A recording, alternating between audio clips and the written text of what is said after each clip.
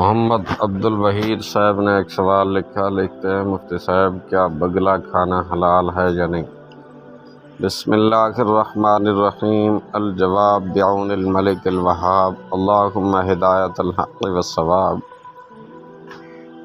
بگلا کھانا حلال ہے۔ مفتی اعظم ہند مولانا مصطفیٰ رضا خان رحمۃ اللہ علیہ سے سوال ہوا کہ طوطا، ہدہد، بگلا، خرگوش حلال ہے یا نہیں؟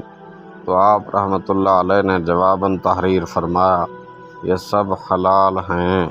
فتاویٰ مفتی اعظم جلد 5 صفحہ نمبر 109۔ قانون شریعت میں ہے تیتر، بٹیر، مرغ، کبوتر، مینا، فاختہ، ہر قسم کی بطخ، بگلا وغیرہ وغیرہ، یہ تمام چیزیں حلال ہیں۔ واللہ اعلم عز وجل ورسولہ اعلم، صلی اللہ تعالی علیہ وآلہ وسلم۔